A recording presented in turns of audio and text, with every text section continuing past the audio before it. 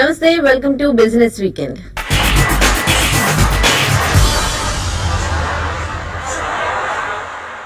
గత నెలలో వాహనాల విక్రయాలు మెరుగ్గా ఉన్నాయి. Maruti Suzuki, Mahindra and Mahindra, TVS Motor, Hero MotoCorp, Ashok Leyland కంపెనీల వాహన విక్రయాలు రెండంకెల వృద్ధిని సాధించాయి.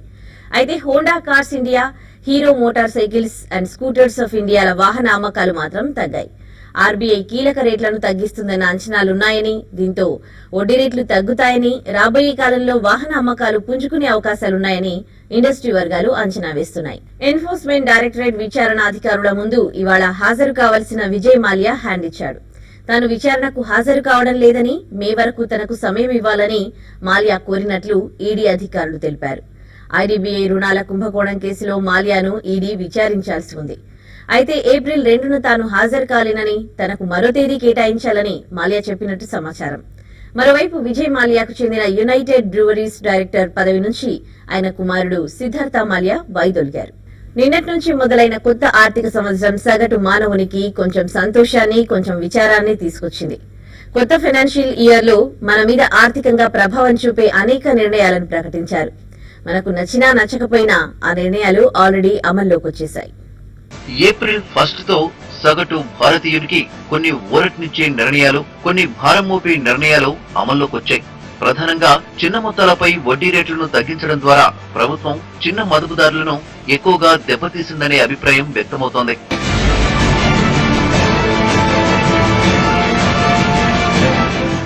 చిన్న మొత్తాల పొదుపు విషయానికొస్తే పీపీఎఫ్ వడ్డీ రేట్ను ప్రభుత్వం 8.7 నుంచి 8.1కి తగ్గించింది.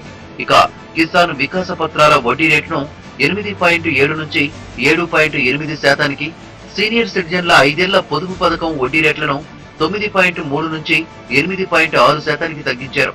ఆర్థిక శాఖ ఉత్తర్వుల ప్రకారం బాలికా సంరక్షణ పథకం సుకన్య సమృద్ధి అకౌంట్ వడ్డీని 9.2 నుంచి 8.6కు తగ్గించారు. 5 ఏళ్ల జాతీయ పొదుపు సర్టిఫికెట్ల వడ్డీ రేట్లు 8.5 నుంచి 8.1%కి తగ్గాయి. టర్మ్ డిపాజిట్ల విషయానికొస్తే 1 నుంచి 5 ఏళ్ల డిపాజిట్లపై వడ్డీ రేట్లను 8.4% నుంచి ఏడాదికైతే 7.1%కి, 2 ఏళ్లకైతే 7.2%కి, 3 ఏళ్లకైతే 7.4%కి తగ్గించారు.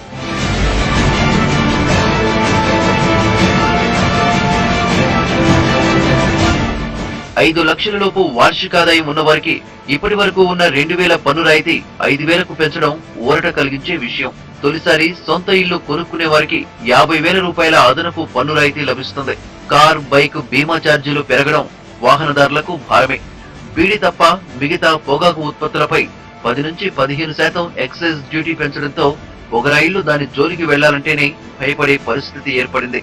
రైల్వేల విషయానికొస్తే 139 ఎంక్వైరీకి డైల్ చేయడం ద్వారా ఇకపై ఫోన్ కాల్ ద్వారా టికెట్ ను క్యాన్సిల్ చేసుకోవచ్చు. ఇక 5 ఏళ్లు నిండిన పిల్లలకు రైల్లో హాఫ్ టికెట్ ఛాన్స్ లేదు. వారికి ఫుల్ టికెట్ కొనాల్సిందే. సీనియర్ సిటిజన్లకు రైళ్లలో 50% అదనపు బెర్తులు కేటాయించడం వారికి ఊరట కలిగించే విషయం.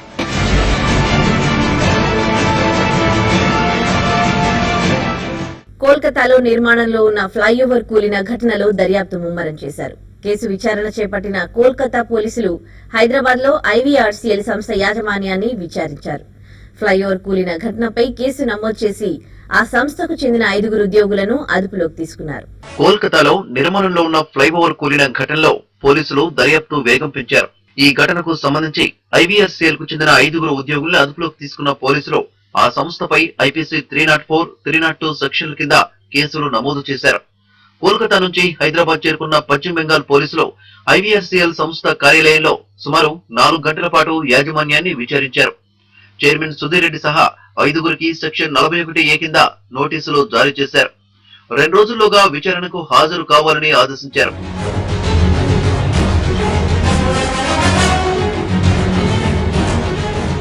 అయితే ఫ్లైఓవర్ డిజైన్ లో గాని, నాణ్యత ప్రమాణాల్లో గాని ఎలాంటి లోపం లేదని ఐవీఆర్సీఎల్ వర్గాలు తెలిపాయి. హైదరాబాద్ లో మీడియాతో మాట్లాడిన ఆ సంస్థ ప్రతినిధులు ఫ్లైఓవర్ కూలడం షాకింగ్ గా ఉందన్నారు. ఇప్పటికే తమ సాంకేతిక నిపుణులు, న్యాయ ప్రతినిధులను కోల్కతా పంపినట్లు వెల్లడించారు. 2009లో ప్రారంభించిన ఫ్లైఓవర్ కు సంబంధించి తమకింకా పూర్తి అనుమతులు అందలేదని, ఫ్లైఓవర్ నిర్మాణానికి బెంగాల్ ప్రభుత్వం సహకరించకపోవడం వల్లే నిర్మాణ పనుల్లో ఆలస్యం జరిగిందని ఆరోపించారు. It is merely an accident that had taken place. It is the investigation is still in process. Why it has happened, nobody is yet to arrive. We are yet to arrive at the decision. When 59 slabs are constructed using the same material, taking the same permissions, taking the same approvals from the concerned departments and the statutory authorities, and in a similar fashion, the 60th one was also constructed, and unfortunately it collapsed. We are not aware of why it collapsed. ఇప్పటి వరకు నిర్మాణం పూర్తయిన 59 పిల్లర్లు స్లాబులకు ఎలాంటి సామాగ్రి వాడామో, కూలిన slab కూడా అదే వాడామని, కానీ అదొకటే ఎందుకు కూలిందో అర్థం కావట్లేదని తెలిపారు. ఇందులో నాణ్యత లోపం ఏమాత్రం లేదని, ఎందుకు కూలిందన్న విషయాన్ని దర్యాప్తు పూర్తయ్యే వరకు చెప్పలేమని అన్నారు. 27 సంవత్సరాల నుంచి ఇటువంటి కన్స్ట్రక్షన్ చాలా చేశాం. ఇదే మొట్టమొదటి ఫ్లైఓవర్ కాదు మా IVRCL కి. చాలా స్టేట్లలో చేసుకుంటా వచ్చాం. ఇది ఒక ఫ్లైఓవర్. ఇందులో ఇప్పటికి ఈ ఫ్లైఓవర్ లో తీసినట్లయితే దీన్ని 2009 ఇవ్వడం కరెక్టే. అప్పటి నుంచి నడుస్తూ ఉన్నది. ఇప్పటికీ కూడా నాకు అప్పటి కూడా ఇంకా నాకు ఫ్రంట్ పూర్తిగా అయ్యలేదు. అటు ఫ్లైఓవర్ కూలిన ఘటనలో మృతుల సంఖ్య 25కు చేరింది. ఘటనా స్థలంలో NDRF బృందాలు, రాష్ట్ర విపత్తు నిర్వహణ బృందాలు, పోలీసు, ఫైర్ సిబ్బంది సహాయక చర్యలను కొనసాగిస్తున్నారు. ఈ సంఘటనకు సంబంధించి మమతా ప్రభుత్వం కోల్కతా మెట్రోపాలిటన్ డెవలప్మెంట్ అథారిటీకి చెందిన 2 ఇంజనీర్లను సస్పెండ్ చేసింది. ఫ్లైఓవర్ మిగతా భాగం నాణ్యతను కూడా పరీక్షించాలని నిర్ణయించింది.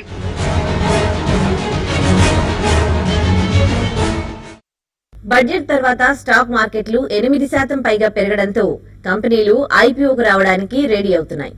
ఈ ఆర్థిక సంవత్సరంలో దాదాపు 25 కంపెనీలు ఐపీఓకు వచ్చేందుకు ఉత్సాహంగా ఉన్నాయి.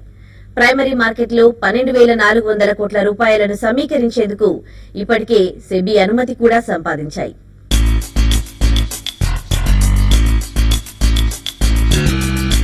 స్టాక్ మార్కెట్లో ఐపీఓల సందడి మొదలైంది. ఇష్యూ ప్రారంభం కాకుండానే ప్రైమరీ మార్కెట్లో ప్రీమియం ధరలు పలుకుతూ ఉండడంతో ఐపీఓల పట్ల ఇన్వెస్టర్లు మొగ్గు చూపుతున్నారు. దాదాపు 25 కంపెనీలు పబ్లిక్ ఇష్యూకు వచ్చేందుకు రంగం సిద్ధం చేసుకున్నాయి. ప్రైమరీ మార్కెట్లో 12,400 కోట్లను సమీకరించేందుకు ఇప్పటికే సెబీ అనుమతి కూడా సంపాదించాయి. చిన్న మొత్తాల పొదుపుపై వడ్డీ రేట్లను కేంద్రం తగ్గించడం, ఆర్బీఐ వడ్డీ రేట్లను తగ్గించక తప్పని పరిస్థితి ఉండడంతో ఇన్వెస్టర్లు ప్రత్యామ్నాయంగా ఈక్విటీ మార్కెట్లపై ఆసక్తి చూపుతున్నారు.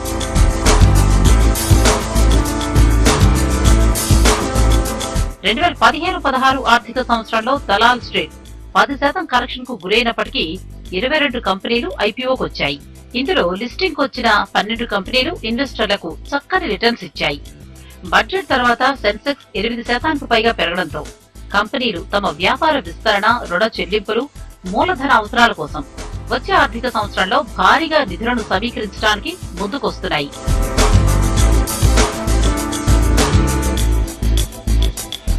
ఈక్విటాస్ హోల్డింగ్స్ 2,200 కోట్ల రూపాయలు, L&T ఇన్ఫోటెక్ 2,000 కోట్లు, ఏజీఎస్ ట్రాన్సాక్షన్స్ 1,350 కోట్లు, మహానగర్ గ్యాస్ 1,200 కోట్లు, ఉజ్జీవన్ ఫైనాన్షియల్ 800 కోట్లు, నూజివీడు సీడ్స్ 700 కోట్లు, పరంజపే స్కీమ్స్ 600 కోట్లు, మ్యాట్రిక్స్ సెల్యులార్ 500 కోట్లు, జీవీఆర్ ఇన్ఫ్రా 500 కోట్లు, దిలీప్ బుల్కాన్ 500 కోట్లు, మ్యాట్రిమోనీ.com 450 కోట్లు, కేథలిక్ సిరియన్ బ్యాంక్ 400 కోట్లు, పరాగ్ మిల్క్ ఫుడ్స్ 400 కోట్లు, విఎల్సిసి హెల్త్ కేర్ 400 కోట్లు, థైరోకేర్ టెక్ 400 కోట్లు, సంథా టెక్ 375 కోట్లను సమీకరించేందుకు సిద్ధమవుతున్నాయి.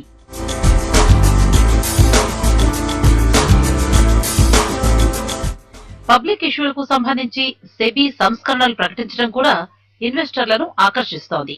నమోదు గడువును సగానికి తగ్గించి 6 రోజులకు పరిమితం చేయడం, ఇన్వెస్టర్ల దరఖాస్తు ప్రక్రియ మొత్తం నగదురహితం చేయడంతో పబ్లిక్ ఇష్యూపై ఆసక్తి పెరుగుతోంది.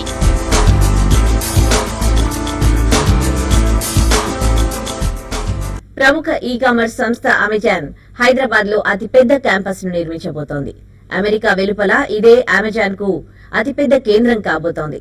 2019లోగా పూర్తయ్యే ఈ క్యాంపస్ కు ఐటీ, పంచాయతీరాజ్ శాఖ మంత్రి కె తారక రామారావు లాంఛనంగా శంకుస్థాపన చేశారు. 30 లక్షల చదరపు అడుగుల్లో బ్యాక్ ఆఫీస్ ను అమెజాన్ నిర్మించనుంది. అమెరికా సహా వివిధ దేశాల బ్యాక్ ఆఫీస్ అవసరాలను హైదరాబాద్ కేంద్రం తీర్చనుంది. అయితే పెట్టుబడులు, ఉద్యోగుల సంఖ్యను అప్పుడే వెల్లడించలేమని ప్రతినిధులు తెలిపారు.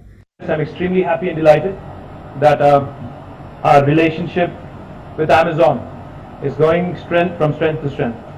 We've started off this relationship with, like David had mentioned, about I think 10, 11 years ago now, in 2005, with a small office in Hyderabad. But since then, Amazon has grown by leaps and bounds, and so has our relationship. Today, Hyderabad not only boasts of the largest fulfillment center for Amazon in India, but now, with this new campus and the foundation stone being laid, the world's second largest campus for Amazon, I'm proud to share with you, like as David had mentioned, will also be in Hyderabad, and we are extremely proud and extremely delighted to have Amazon with such a big presence in Hyderabad. Business weekend లో ఇప్పుడు short break తీసుకుందాం.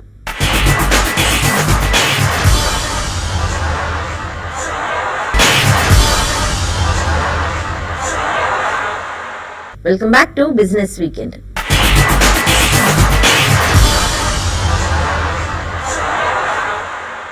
US FDA మునుపెన్నడూ లేని విధంగా భారతదేశ pharma కంపెనీలపై కొరడా జులిపించడంతో కంపెనీలు విలవిల్లాడుతున్నాయి. డాక్టర్ రెడ్డీస్, నాట్కో, సన్ ఫార్మా, ల్యూపిన్ వంటి దిగ్గజ సంస్థల నుంచి పాన్ డ్రగ్స్, మైక్రోల్యాబ్ లాంటి చిన్న చిన్న సంస్థలు కూడా యుఎస్ ఎఫ్డీఏ పేరు వింటేనే వణికిపోతున్నాయి. గత కొన్ని రోజులుగా స్టాక్ మార్కెట్లో ఆయా కంపెనీల షేర్ల విలువలు భారీగా పతనం కావడమే ఇందుకు నిదర్శనం. అంతేకాదు, నిఫ్టీ ఫార్మా ఇండెక్స్ కూడా 52 వారాల కనిష్ట స్థాయికి పడిపోయింది.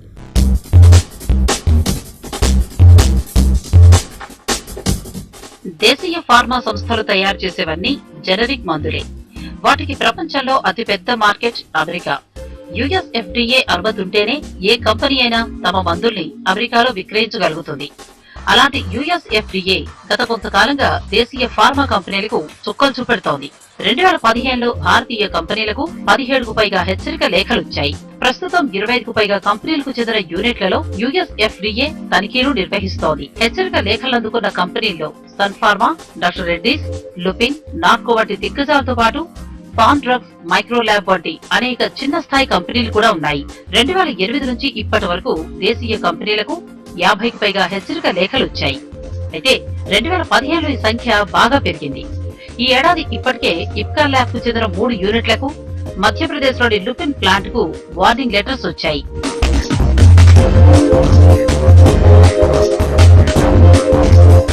యుఎస్ ఎఫ్డీఏ హెచ్చరికలతో ఫార్మా రంగం కుదేలవుతోంది. నిఫ్టీ ఫార్మా ఇండెక్స్ 52 వారాల కనిష్ట స్థాయికి పడిపోయింది. వరుసగా 9 సెషన్లలో లుపిన్ 32% పైగా నష్టపోయింది. గత కొన్ని రోజులుగా ఇతర ఫార్మా కంపెనీల షేర్ల పరిస్థితి ఇదే విధంగా ఉంది. మన కంపెనీలు అందుకుంటున్న హెచ్చరికల లేఖల్లో స్వయంకృతం కూడా కనిపిస్తోంది. అమెరికా వంటి దేశాలకు ఎగుమతి చేసే యూనిట్లలోని సిబ్బందికి ప్రత్యేక శిక్షణివ్వాలి. అయితే వారిలో అవగాహన లోపం వల్లే ఇలాంటి నోటీసులు వస్తున్నాయని ఇండస్ట్రీ వర్గాలు అభిప్రాయపడుతున్నాయి. రెస్పాన్సిబిలిటీ ఎంప్లాయీస్ మీద ఉంటుంది. ఎంప్లాయీస్, సీనియర్ ఎంప్లాయీస్ అంత రెస్పాన్సిబిలిటీ ఉన్నట్టు అనిపించట్లేదు. అన్ని ప్రాబ్లమ్స్ మీరు ఎక్కడ చూసినా కానీ ర్యాన్ బ్యాక్స్ నుంచి స్టార్ట్ అయింది. ఇది ఎంప్లాయీ మీద రెస్పాన్సిబుల్ అయ్యేసరికి కొన్ని ల్యాబ్స్ కనపడుతున్నాయి. ఎఫ్డీఏ ఆడిట్ వచ్చినప్పుడు వాటినన్నింటినీ పట్టుకున్న తర్వాత డెఫినెట్గా 483s వార్నింగ్స్ లెటరు ఇవ్వటం కామన్ అవుతుంది. అక్కడికి మన డ్రగ్ డిపార్ట్మెంట్ ఆడిట్ చేసినప్పుడు కూడా కొన్ని పాయింట్లు రేజ్ చేస్తున్నారు. ఆ పాయింట్లు ఇండస్ట్రీ తర్వాత రెగ్యులరైజ్ చేసుకుంటున్నారు. ఈ జరుగుతుంది. This is over a period.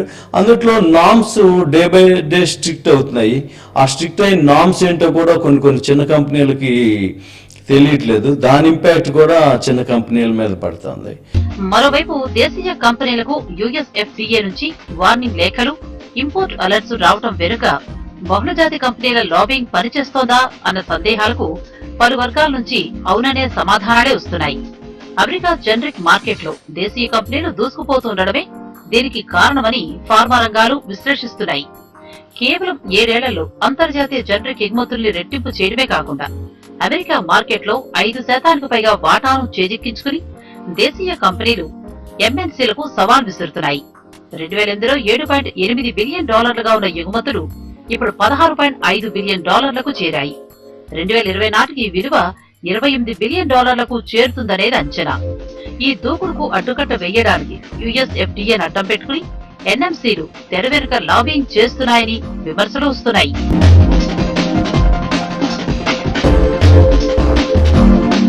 ఈ ఈ వ్యవహారం దేశీ ఫార్మా రంగ అమ్మకాలపై, ప్రత్యేకించి ఫార్మా రాజధానిగా ముద్రపడ్డ హైదరాబాద్ పై కూడా పడే అవకాశం ఉంది అన్నది ఇండస్ట్రీ వర్గాలు ఆందోళన చెందుతున్నాయి. దేశీయ కంపెనీలు వార్నింగ్ లెటర్లు అందుకుంటుండటంతో కొత్త ఔషధాలకు అనుమతులు రావడం ఆలస్యం కావచ్చని, కంపెనీల లాభాలు తగ్గవచ్చని నిపుణులు అంచనా వేస్తున్నారు.